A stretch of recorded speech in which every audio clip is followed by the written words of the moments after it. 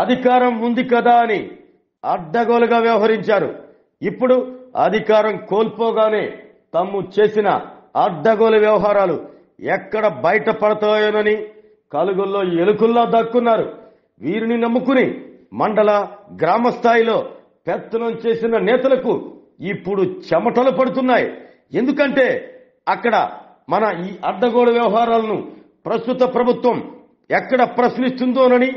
ఇది ప్రస్తుతం ప్రకాశం జిల్లా వైసీపీ ద్వితీయ శ్రేణి నేతల్లో నెలకొన్న భయం. అసలు ఆ అడ్డగోలు వ్యవహారాల కథ ఏంటో చూద్దాం.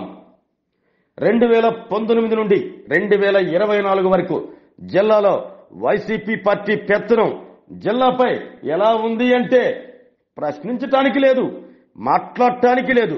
గ్రామ మండల నియోజకవర్గ స్థాయిలో వైసీపీ నేతలు చెప్పిందే శాసనం. కాదంటే వారిపై కేసులు, దాడులు, లేదంటే చివరకు కాటకాటాలు కూడా లెక్కించాల్సిందే. అలా వ్యవహరించారు. వాళ్ళు టీడీపీ, జనసేన, బీజేపీ నేతలనే కాదు, ప్రభుత్వాధికారులనైనా సరే అలా భయపెట్టి జిల్లాలో పెత్తనం కొనసాగించారు. జిల్లా ప్రజలు భయం గుప్పెట్లో బ్రతికారు. అంటే అర్థం చేసుకోండి, అప్పట్లో వైసీపీ నేతల తీరు అలా ఉంది. కానీ కాలం అన్నిసార్లు ఒకలా ఉండదు కదా. ఎవడు చేసిన కర్మ వాళ్ళు అనుభవించాలి. ప్రస్తుతం జిల్లాలో అదే జరుగుతుంది.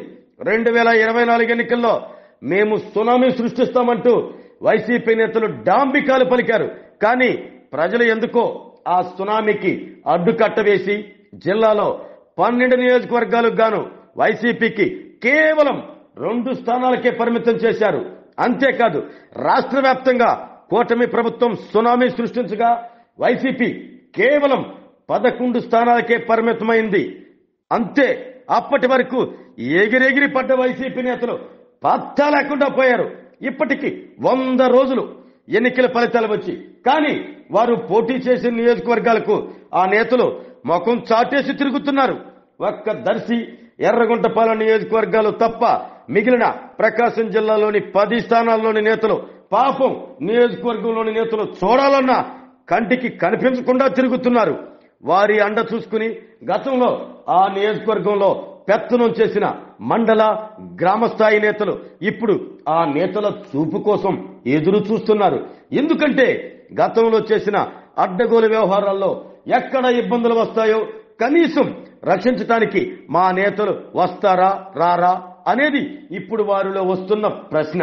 వైసీపీలో గతంలో జిల్లాలో కింగ్ మేకర్ గా ఉన్న బాలినేని, మాజీ మంత్రి ఆదిమూలం మొదలు ఏ ఒక్కరూ నియోజకవర్గ ప్రజలకు అండగా లేరు.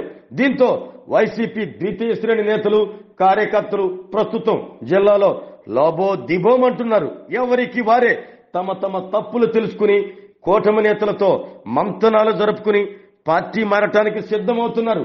ఇప్పటికే జిల్లా వ్యాప్తంగా కొందరు కార్పొరేటర్లు, జడ్పీటీసీలు, ఎంపీటీసీలు ఇలా గ్రామ స్థాయి నుండి మండల స్థాయి వరకు వైసీపీని వీడి టీడీపీ, జనసేన పార్టీలో చేరటానికి క్యూ కడుతున్నారు.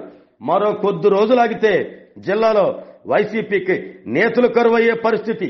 ప్రస్తుతం అసలు జిల్లా వైసీపీ అధ్యక్ష బాధ్యతలు తీసుకోవటానికి కూడా నేతలు ముఖం చాటేస్తున్నారు. ఇది జిల్లాలో ప్రస్తుత వైసీపీ పార్టీ పరిస్థితి.